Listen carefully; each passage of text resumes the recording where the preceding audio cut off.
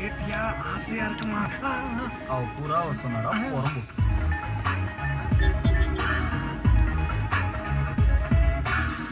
Good morning. இந்த வீடியோவை யாராவது பார்த்து கொண்டிருப்பீங்களா இருக்கேன். ஃபைனல் கிளியரான ஸ்டேட்மெண்ட் உங்களுக்கு தாரேன். இதற்கு பிறகு நான் லைவில் வாரது பெரும்பாலும் குறைவாக இருக்கும் அல்லது இல்லாமல் இருக்கும். ஃபைனல் க்ளீன் வீடியோ ஜூன் 14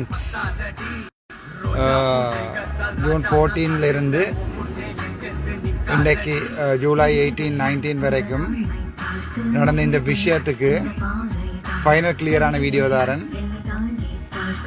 இப்போது யாராவது சாவச்சேரி எம்எஸ் யாருன்னு கேட்டால் போய் சொல்லுங்கள். டாக்டர் சமன் பாத்திரனவுக்கு சொல்லுங்கள், டாக்டர் கேதீஸ்வரனுக்கு சொல்லுங்கள். யாருக்கு சொல்ல போகிறீர்கள் எல்லாருக்குமே சொல்லுங்கள். என்னென்றால் நான் தான் இன்றைக்கும் எம்எஸ், சாவச்சேரி எம்எஸ். நான் தெளிவாக சொல்கிறேன், இது வந்து departmental issue. It's not a legal issue, it's a departmental issue. எனக்கு அழைக்கப்பட்ட கடிதம் என்னுடைய இன்கொயரி முடியும் வரைக்கும், அதாவது வந்து எனக்கு இன்கொயரி ஒன்று வைக்கப்பட்டது ஜூலை மாதம் 5ஆம் தேதி இன்கொயரி வந்தார்கள் கொழும்பிலிருந்து. அதனுடைய ரிப்போர்ட் வரும் வரைக்கும் அந்த இன்கொயரி ப்ராசஸை டிஸ்டர்ப் பண்ணக்கூடாது என்பதற்காக என்னை கொழும்பு திருப்பி அழைத்திருக்கிறார்கள். அதனால் நான் இன்று காலை மினிஸ்ட்ரியில் போய் நான் ரீஅட்டாச் ஆகுவேன் இன்கொயரி ரிசல்ட்ஸ் வரும் வரைக்கும். அதனால் இன்கொயரிக்கு நான் டெம்பரரியாக அழைக்கப்பட்டதால் மாத்திரமே என்னுடைய குவார்ட்டர்ஸ் வந்து என்னிடமே இருக்கிறது. அது யாருக்கும் கொடுக்கவில்லை. சமன் பத்ரன் அவர்கள் என்னிடம் நேற்று கதைத்தார், தாங்கள் வடக்கு மாகாண சேவையில் வேலை செய்யவில்லை, ஆதலால் துறப்பை தந்து விட்டு போகுங்கன்னு சொல்லி. அடிமுட்டாளர்களுக்குரிய எனது பதில், அவர்களுக்கு இன்னும் டிபார்ட்மெண்டல் இன்கொயரி என்றால் என்னவென்று தெரியாது, கம்யூனிட்டி மெடிசின் தானே, அதனால் அவர்களுக்கு மெடிக்கல் அட்மினிஸ்ட்ரேஷன் தெரிய வேணும் என்றதை நான் எதிர்பார்க்கவில்லை.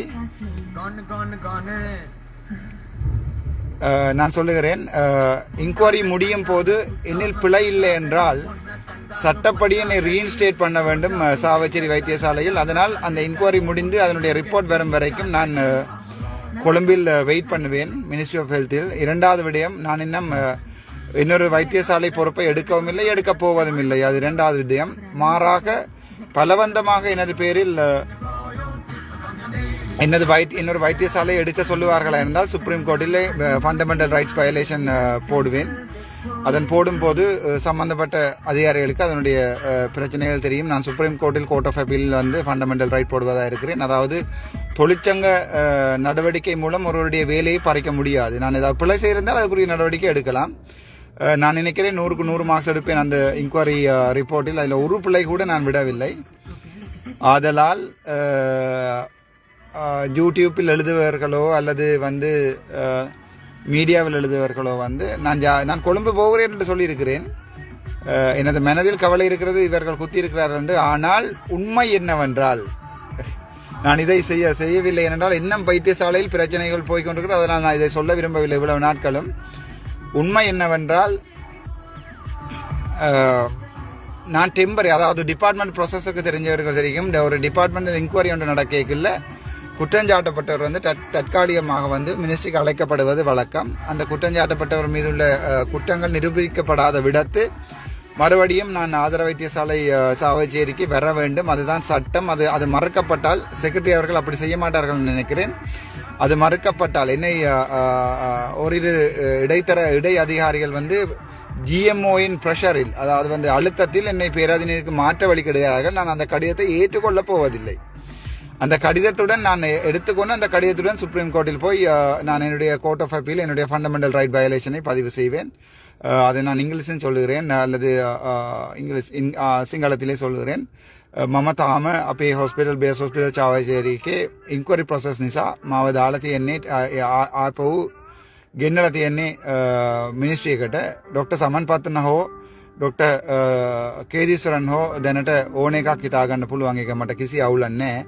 ඒගොල්ලෝ කමියුනිටි මෙඩිසින් නිසා ඒගොල්ලෝට මෙඩිකල් ඇඩ්මිනිස්ට්‍රේෂන් දන්න තින්දා මම මේක කියන්නේ. ඉන්ක්වරි ප්‍රොසෙස් එකක් ඉවර වෙලා මට කිසි අවුලක් නැහැ, මම කිසි වරදක් කළා නැහැ කියලා දැනගන්නකොට අපෝ මට මාව රීඉන්ස්ටේට් කරන්න වෙනවා මේකෙන් බේස් හොස්පිටල් චාවචේරියකින්. ඒ වෙලාවේ අපි බලාගමු GMO ද අපිට දිනන්න කියලා. ඒ වරද්දක් මිනිස්සුේ කරනවා නම් ඒ වරද්දක් මිනිස්සුේ කරන එක්කනට අනිවාර්යෙන් සුප්‍රීම කෝර්ට් එකේ කෝට් ඔෆ් අපීල් එකට යන්න වෙනවා. මම ඒක පැහැදිලිම කියනවා. Thank you so much everybody for looking at these videos, and this probably would be the last live video that I will be posting for a short time period. Thank you everyone who has helped me, and then there are social medias that has been given.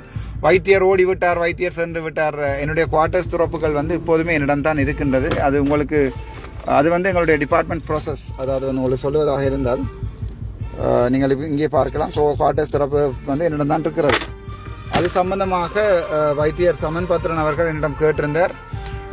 என்னோட கடிதம் அனுப்பியிருந்தார். தாங்கள் இப்போது வடக்கு மாகாண சபையில் வேலை செய்யவில்லை என்பதால் துறப்பை வைத்திருக்குரிய காரணம் நான் 30ஆம் தேதி 7ஆம் மாதம் 6ஆம் மாதம் 30ஆம் தேதி கேதீஸ்வரன் ஐயாவுக்கு கடிதம் அனுப்பியுள்ளேன். அந்த கடிதத்தில் தெளிவாக குறிப்பிட்டுள்ளேன். இந்த வைத்தியசாலை குவார்ட்டர்ஸை நான் பொறுப்படுத்திக் கொண்டேன். அந்த வைத்தியசாலை குவார்ட்டர்ஸில் என்னென்ன குறைகள் இருக்கிறது உடனடியாக நிவர்த்தி செய்யவும், ஒரு லிவபிள் கண்டிஷனுக்கு அதை மாற்றவும் என்று சொல்லி கேதீஸ்வரன் ஐயாவுக்கு எழுதியிருந்த கடிதத்தில் அவர் கடிதம் அனுப்பவில்லை. அதை நான் வைத்தியர் சமன் பாத்திரனிடம் தெளிவாக சொன்னார். அதை ரஜீவ் அவர்களும் ஏற்றுக்கொண்டார். ஏனென்றால் அதனுடைய ஒரிஜினல் சாஃப்ட் காப்பிகள் என்னிடம் இருக்கின்றன அந்த கடிதங்களில். அதனால் அவர்கள் அதை மாற்ற முடியாது. நான் கேள்விப்பட்டிருக்கிறேன் என்று GMOயை வந்து குவார்ட்டர் சம்பந்தமாக இன்னொரு தொழிற்சங்க போராட்டத்தை ஏற்படுத்த போகிறார் என்று. நல்ல விஷயம், அவர்கள் செய்யட்டும். அவர்கள் நீதிமன்ற அவமதிப்பு மட்டுமல்ல அதையும் தாண்டி அவர்கள் அவமதிக்கிறார்கள் என்று நினைக்கிறேன். டிபார்ட்மெண்டல் விஷயங்களில் நான் கருத்து தெரிவிக்க விரும்பவில்லை. அது நீதிமன்றம் போயிருப்பதால். ஆனால் அதிலும் நான் வெற்றி பெறுவேன் என்ற நம்பிக்கை எனக்கு கொண்டிருக்கிறது. இப்போ நீதி நிலைக்கும். நாங்கள் அடுத்த தவணையில் கோர்ட்ஸில் அதை பற்றி அதாக கதைப்போம். மற்றும் பெரும்பாலும் அடுத்த தவணை கோர்ட்ஸ் தொடங்கும் போது நான் சாவச்சேரி ஆதார வைத்தியசாலை MS ஆக திருப்பி எடுத்திருப்பேன் என்பது என்னுடைய நம்பிக்கை. இதிலே அறிக்கை விடுபவர்களுக்கும் கூடாமல் எழுதுவதற்கும் அடிக்கடி லைவ் வருகிறான் என்று சொல்லுவவர்களுக்கும் என்னுடைய தாழ்ந்த மனமார்ந்த நன்றிகள். நீங்கள் தான் என்னை இப்போதுமே லைவாக வைத்திருக்கிறீர்கள் லைவ். அதோடு நான் ஒரு தனியார் வைத்தியசாலையின் படத்தை போய் பார்த்தேன். 8 மணிலிருந்து 4 வரை ஒரு குருவி காக்கா கூட இருக்கவில்லை. அந்த மாற்றம் இப்போதோ நிகழ்ந்து விட்டது. நான் வென்று இப்போது காலமாகிவிட்டது. இப்போது கூட நான் எனக்கு அறிய கிடைத்திருக்கிறேன். 4-5 வைத்தியர்கள் வந்து ரிசைன் பண்ணுவதாக முடிவெடுத்திருக்கிறார்கள். ஏனென்றால் அந்த வைத்தியசாலையில் தொடர்ந்து வேலை செய்ய முடியாது என்பதற்காக. அதுக்குரிய காரணம் அந்த ஒரு சில வைத்தியர்கள் செய்த நடவடிக்கை மட்டும்தான். அதனால் அப்பாவி வைத்தியர்கள் வந்து பலவந்தமாக அழைக்கப்பட்டு தொழிற்சங்க நடவடிக்கை என்று RDHS கொண்டு போகப்பட்டிருக்கிறார்கள். அது சம்பந்தமான முழு முறைப்பாடுகளும் நாளைக்கு நான் கொடுப்பேன். முழு பேருக்கும் இன்கொயரி வரும். நாங்கள் விரைவில் சந்திப்போம். உங்கள் மகன் ராமநாதன் அர்ச்சுனா. தேங்க்யூ.